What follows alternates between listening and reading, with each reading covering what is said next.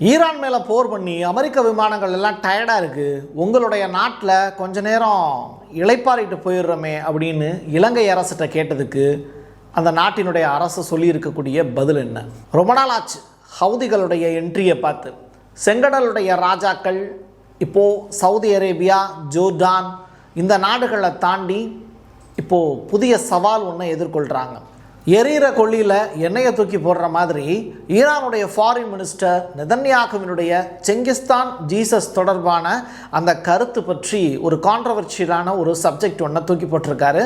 இது சோஷியல் மீடியாவில் ரொம்ப பெரிய அளவில் வைரல் ஆகிட்டு இருக்கு. கார்க்கு தீவை கைப்பற்றிட்டாங்கன்னா இந்த போர் முடிச்சிடலாம் அப்படின்னு ட்ரம்ப்புக்கு ஒரு புதியதொரு ஐடியாவை அமெரிக்காவில் இருக்கக்கூடிய நபர்கள் கொடுத்துருக்காங்க.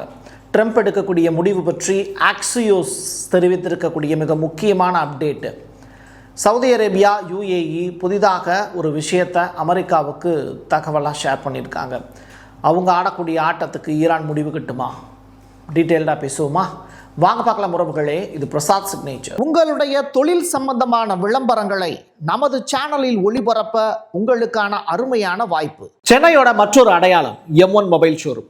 உலகத்தரம் வாய்ந்த மொபைல்களை உள்ளூர் சந்தையில் கம்மியான ரேட்டுக்கு, அதுவும் ஆஃபரோடு கொடுக்குறாங்க. வாரண்டியோட கேரண்டியும் கன்ஃபார்ம். எல்லா டைப் ஆஃப் மொபைலும் இங்கே வாங்கலாம். ஆன்லைன்லேயும் இருக்குது, ஆஃப்லைன்லேயும் வாங்கிக்கலாம். தொடர்புக்கு 7305258665 இந்த நம்பருக்கு காண்டாக்ட் பண்ணுங்கள். நாங்கள் தொடர்ச்சியாக அணு ஆயுதங்களை செறிவூட்டுவது தொடர்பான விஷயங்களை முடிவெடுக்கிறதுக்கு எங்களுக்கு தனிப்பட்ட அதிகாரம் இருக்குது. அதில் அமெரிக்கா தலையிடக்கூடாது. காரணம் என்னென்னா, நேட்டோ மாதிரியான கூட்டமைப்பை நீங்கள் உருவாக்கி வச்சுருக்கீங்க. உங்களுக்கு ஒன்றுனா இன்னொரு நாடு வரலாம் அப்படிங்கிறது நீங்கள் உங்களோட ரூல்ஸ் அண்ட் ரெகுலேஷனில் வச்சுருக்கீங்கல்ல. அப்படி இருக்கும்போது எங்கள் நாட்டில் முடிவெடுக்கிறதுக்கு எங்களுக்கு அதிகாரம் இல்லையா? ரஷ்யா ஏன் தன்னுடைய வீட்டு வாசலில் உக்ரைன் பஞ்சாயத்துக்கு வந்துடக்கூடாது அப்படின்னு நினச்சி நேட்டோவில் சேராதீங்கன்னு உக்ரைனை சொல்கிறாங்க? அப்படி இருக்கும்போது ஈரானுக்குன்னு ஒரு சுய பாதுகாப்பு வேண்டாமா அப்படிங்கிறத தார்மீக உரிமையாக இப்போ கேட்டிருக்காரு ஈரானுடைய ஃபாரின் மினிஸ்டர் அப்பாஸ் அராக்சி. ஐக்கிய அரபு அமீரகத்துக்கு எதிராக இப்போ ஈரான் ஐக்கிய நாடுகள் சபையில் போய் நிற்கிறாங்க. அவங்க சொல்லக்கூடிய விஷயங்கள் நியாயமானதாக இருக்குது. அமெரிக்கா எங்கள் மேலே அட்டாக் பண்ணுறதுக்கு நினைக்கிறாங்க.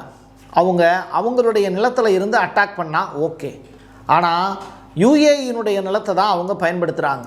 அப்போது சர்வதேச சட்டத்தின்படி UAE எங்கள் மீது போர் தொடுத்தாதான் அர்த்தமாக கருதப்படும். இதுதான் ஐக்கிய நாடுகளுடைய தீர்மானங்கள் சொல்லுது. இன்னொரு நாட்டினுடைய நிலத்தை பயன்படுத்தி எங்கள் மீது போர் தொடுக்கிறாங்கன்னா அந்த நாட்டுக்கும் அந்த போரில் பங்கு இருக்குன்னு தானே அர்த்தம். அப்போது UAE எங்கள் மீது நடத்தப்பட்டிருக்கக்கூடிய தாக்குதலுக்கு தார்மீகமாக பொறுப்பேற்று எங்களுக்கு நஷ்ட ஈடு கொடுக்கணும் அப்படிங்கிற அந்த ரெக்வஸ்ட்டை இப்போது ஐக்கிய நாடுகள் சபையில் போய் லெட்டராக ஃபைல் பண்ணியிருக்காங்க. மினா அல் அக்மதி குவைத்தினுடைய எண்ணெய் நிறுவனம். இந்த எண்ணெய் நிறுவனத்தின் மீது வெள்ளிக்கிழமை நடத்தப்பட்டிருக்கக்கூடிய தாக்குதலில் ஏகப்பட்ட பாதிப்புகள் ஏற்பட்டிருக்கு, உயிரிழப்புகள் இல்லை அப்படிங்கிற அப்டேட்டு இப்போது குவைத்திலிருந்து வெளியாயிருக்கு. போரஜான் அப்படின்னு சொல்லி ஒரு பகுதி, இது IRGCயினுடைய கட்டுப்பாட்டுக்குள்ளே இருக்கக்கூடிய பகுதி. அப்போது ஈரானில் ஒரு பெரிய தாக்குதலை நடத்தினதுனால இப்போ ஈரான் என்ன பண்ணுறாங்க, இன்று இரவு முழுவதும் அமெரிக்கர்களை தூங்க விட மாட்டோம் அப்படிங்கிற அந்த செய்தியை கொடுத்துருக்காங்க. இந்த போரஜ்தான் அப்படிங்கிற பகுதியிலிருந்து கடுமையான வெடிப்புகள் பதிவாகி இருக்கிறதுனால இதற்கு பழிவாங்கக்கூடிய வகையில் மிடில் ஈஸ்ட் இன்று இரவு முழுவதும் பற்றி எரிந்து கொண்டே இருக்கும் அப்படிங்கிற ஸ்டேட்மெண்ட்டை சொல்லியிருக்காங்க. வெறும் $1000 ஈரானுக்கு உளவு பார்த்ததாக இந்த அயன்டோமினுடைய ரேடார் பிரிவு, அந்த ரிசர்வ் படை வீரர் ஒருத்தர் இருக்காராம் இஸ்ரேலில், அவர் ஒருத்தர் கைது செய்யப்பட்டிருக்கார். இன்னும் ஈரானுக்கு உளவு பார்த்ததாக ஏகப்பட்ட பேர் இஸ்ரேலில் கைது செய்யப்பட்டுக்கிட்டு இருக்காங்க அப்படிங்கிற தகவல்.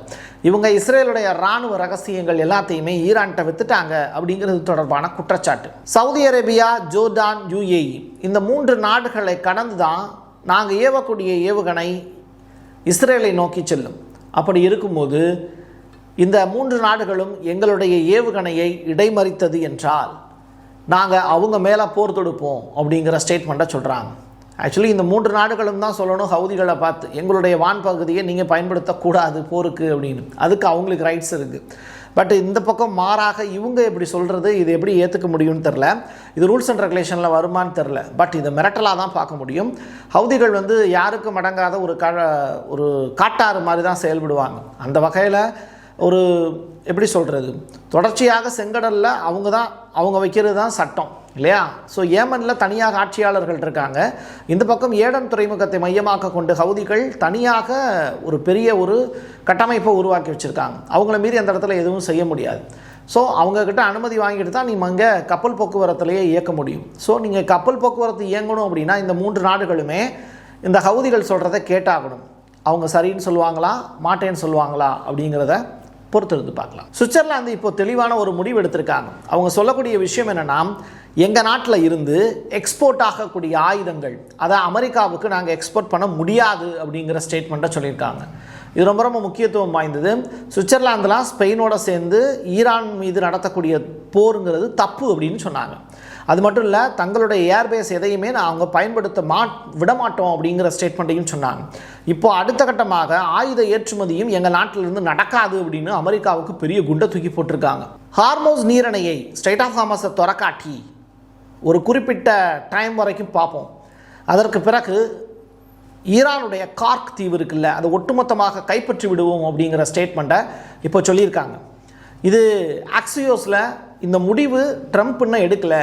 அதாவது கார்க் தீவை முழுமையாக கைப்பற்றலாமா வேண்டாமா அப்படிங்கிறது தொடர்பான முடிவை இன்னும் அவர் எடுக்கலை. சப்போஸ் அது ஏர் ஸ்ட்ரைக் மூலியமாக செய்ய முடியும் அப்படின்னா UAE பலிகடாவாயிடும். ஏன்னா அங்கிருந்து அடிக்க முடியும்.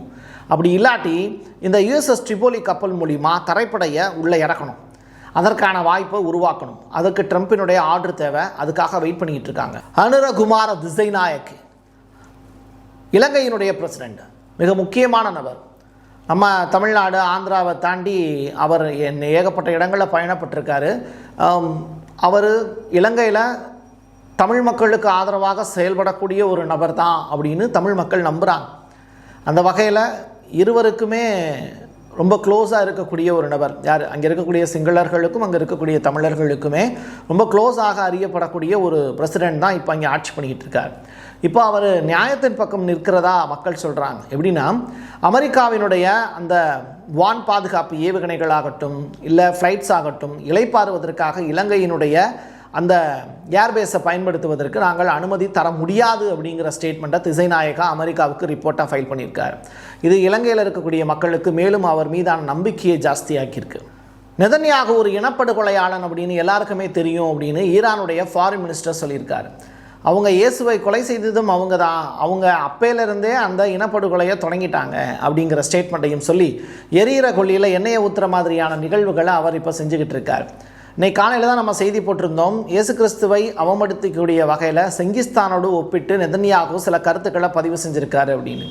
ஸோ செங்கிஸ்தான் அப்படிங்கிற நபரோடு இயேசு கிறிஸ்துவை ஒப்பிடுவது தப்பு. இது ரிலேட்டடாக இன்னும் போப் சைட்லேயோ வாட்டிகன் சைட்லேயோ நெதன்யாகுவுக்கு இன்னும் எதிர்ப்பு தெரிவிக்கப்படலை. இப்படிப்பட்ட சூழ்நிலையில் ஈரானுடைய ஃபாரின் மினிஸ்டர் இதை கையில் எடுத்திருக்கார். அவர் என்ன சொல்லியிருக்காரு அப்படின்னா, அமெரிக்காவில் ஏகப்பட்ட கிறிஸ்டின்ஸ் இருக்காங்க. அந்த கிறிஸ்டின்ஸில் இருந்து தான் இன்றைக்கி ஆயுதங்கள் எல்லாமே நெதன்யாகுவுக்கு போயிட்டுருக்கு. அப்படிப்பட்ட கிறிஸ்தவர்களுக்கு எதிராகவே இந்த வேலையை அவர் செய்கிறாரு அப்படிங்கும்போது எனக்கு ஆச்சரியத்திலும் ஆச்சரியமாக இருக்கிறது அப்படிங்கிற அந்த ஸ்டேட்மெண்ட்டை பதிவு செஞ்சு தொடர்ச்சியாக நெதன்யாகு இன்டர்நேஷ்னல் கோர்ட் ஆஃப் ஜஸ்டிஸில் ஒரு இனப்படுகொலையாளன் அவர் பேசக்கூடிய வார்த்தைகளும் அதை நோக்கியதாகவே இருக்கிறது அப்படிங்கிற ஸ்டேட்மெண்ட்டை சொல்லி முடிக்கிறார். தொடர்ச்சியாக பேசின அவர் எரிவாயு குழாயை டைரெக்டாக இஸ்ரேல் பக்கம் வந்து வாங்கிக்கிறதுக்கான வாய்ப்பை உருவாக்குறது தான் நெதன்யாகுவினுடைய பிளானு. ஸோ அது எந்த காலத்துலையும் மற்ற நாடுகள் ஏற்றுக்க மாட்டாங்க. யூரோப் நாடுகள் எல்லாத்தையுமே எண்ணெய் சப்ளை பண்ணுறத இஸ்ரேல் டேக் ஓவர் பண்ணணும்னு நினைக்கிறாங்க. அதுக்காக தான் இந்த போரை நடத்துது நெதன்யாகு அப்படிங்கிற அந்த கூமுட்டை. நெதன்யாகு எடுத்திருக்கக்கூடிய அந்த முயற்சி அப்படிங்கிறது கொஞ்சம் கூட வெற்றி பெறாது அப்படின்னு தான் தோணுது. நம்ம ஊர் பக்கம்லாம் சொல்லுவாங்க, ஒரு கூமுட்டை அப்படிங்கிறது எதற்குமே பயன்படாமல் இருக்கும் அப்படின்னு. முட்டை தான், அது கோழி போடக்கூடிய முட்டை தான், அது எல்லாருக்கும் பயன்படும் தான். ஆனால் அது கூமுட்டையாக மாறிடுச்சுன்னா என்ன பண்ணுறது? ஸோ அப்படிப்பட்ட சுச்சுவேஷன் இன்றைக்கி இருக்கக்கூடிய இஸ்ரேலிய தலைவர்கள் இருக்கிறாங்களோ அப்படின்னு தான் நினைக்க தோணுது. இன்றைக்கி ஸ்ட்ரைட் ஆஃப் ஹார்மஸ் பகுதியில் ஈரான் இவ்வளவு கட்டணங்கள் வாங்குறாங்க, $2 மில்லியன் வாங்குறாங்கப்பா, பாருங்கள் ஒரு கப்பல் போகிறதுக்கு, இதெல்லாம் அநியாயம் இல்லையா அப்படின்னு நிறையா பேர் பேச ஆரம்பிச்சிட்டாங்க. இதுக்கு ஒரு உதாரணங்கள் நமக்கு கிடைச்சது. சூயஸ் கால்வாய் எகிப்து, அதை கடக்கிறதுக்கு எகிப்து அரசு எவ்வளோ தெரியுமா வாங்குறாங்க? $2 லட்சம் இருந்து $7 லட்சம் வரைக்கும் கட்டணம் வசூலிக்கிறாங்க. பெரிய கொள்கலன் கப்பல் அப்படின்னா $1 மில்லியன் அளவுக்கு கட்டணம் வாங்குறாங்க. பனாமா கால்வாய், அங்கே ஒரு கப்பல் கடக்கிறதுக்கு 1 லட்சத்திலிருந்து $4,50,000 வரைக்கும் காசு வாங்குறாங்க. இது நியோ பனாமாக்ஸ் அப்படிங்கிற கப்பல்கள் பனாமா கால்வாயை கடக்கிறதுக்கு $5 லட்சம் வரைக்கும் வாங்குறாங்க. துருக்கியினுடைய போஸ்பரஸ் ஜலசந்திக்கான கட்டணம் அப்படிங்கிறதையும் துருக்கி வசூலிக்கிறாங்க. கனடாவினுடைய செயின்ட் லாரன்ஸ் அப்படிங்கிற கடல்வழி பயணம் மேற்கொள்வதற்கும் கட்டணம் வசூலிக்கிறாங்க. அமெரிக்கா செயின்ட் லாரன்ஸ் கடல்வழி கட்டணம் தொடர்ச்சியாக வசூல் பண்ணிக்கிட்டு தான் இருக்குது. அப்படி இருக்கும்போது ஸ்ட்ரைட் ஆஃப் ஹார்மஸுக்கு மட்டும் கட்டணங்கள் வசூலிக்கிறது அப்படிங்கிறத ஏன் புதுசாக பார்க்குறீங்க? இது நாள் வரைக்கும் நாங்கள் ஃப்ரீயாக விட்டுக்கிட்டு இருந்தோம், இனிமேல் கட்டணம் வாங்கிட்டு விடுவோம் அப்படின்னு சொன்னால் உங்களுக்கு என்ன பிரச்சனை அப்படிங்கிறத ஈரான் இப்போ கேள்விகளாக கேட்குறாங்க. அக்வாஸ் அப்படின்னு சொல்லிட்டு ஒரு பகுதி, இது ஈரானில் இருக்கக்கூடிய பகுதி. இதில் யூஎஸும் இஸ்ரேலும் சேர்ந்து ஈரான் மேலே அட்டாக் நடத்தியிருக்காங்க. இந்த தாக்குதலுக்கு பதிலடியாக ஈரான் அடுத்ததாக ரமலான் நாளைக்கு கொண்டாடுறாங்க. ஒட்டுமொத்த உலகமே இந்த ரமலான் மாதத்தினுடைய நோன்பு முடிஞ்சு புதியதாக ஒரு விழா கொண்டாட்டத்தில் இருக்கக்கூடிய சூழ்நிலையில் ஈரான் மீது விழுந்திருக்கக்கூடிய இந்த அடிக்கு அவங்க பதிலடி ஒரு புறம் கொடுத்துக்கொண்டே இன்னொரு புறம் போராட்ட காலத்திலேயே இந்த ரமலான் பெருவிழாவை கொண்டாடுவதற்கு தயாராக்கி கொண்டிருக்கிறார்கள் அப்படிங்கிற அந்த செய்தியை சொல்லி நிறைவு செய்கிறேன். என் கையெழுத்து என் மக்களுக்கான உறவுகளை மீண்டும் ஒரு பதிவில் சந்திக்கலாம். நன்றி, வணக்கம். உங்களுடைய தொழில் சம்பந்தமான விளம்பரங்களை நமது சேனலில் ஒளிபரப்ப உங்களுக்கான அருமையான வாய்ப்பு. சென்னையோட மற்றொரு அடையாளம் M1 மொபைல் ஷோரூம். உலகத்தரம் வாய்ந்த மொபைல்களை உள்ளூர் சந்தையில் கம்மியான ரேட்டுக்கு, அதுவும் ஆஃபரோட கொடுக்குறாங்க. வாரண்டியோட கேரண்டியும் கன்ஃபார்ம். எல்லா டைப் ஆஃப் மொபைலும் இங்கே வாங்கலாம். ஆன்லைன்லேயும் இருக்குது, ஆஃப்லைன்லேயும் வாங்கிக்கலாம். தொடர்புக்கு 7305258665 இந்த நம்பருக்கு காண்டாக்ட் பண்ணுங்க. Prasad signature media broadcasting private limited. நீங்க நியூஸ் ரீடரா மாறணுமா, கண்டென்ட் கிரியேட்டரா உருவாகணுமா, சேட்டலைட் சேனல்ல ரிப்போர்ட்டரா வேலை பார்க்கணுமா, டாக்குமெண்ட்ரி மேக்கிங்ல இருந்து ஜேர்னலிசம் பற்றிய முழுமையான பயிற்சி பெற உங்களுக்கான அருமையான வாய்ப்பு. எங்களை தேடி வாங்க.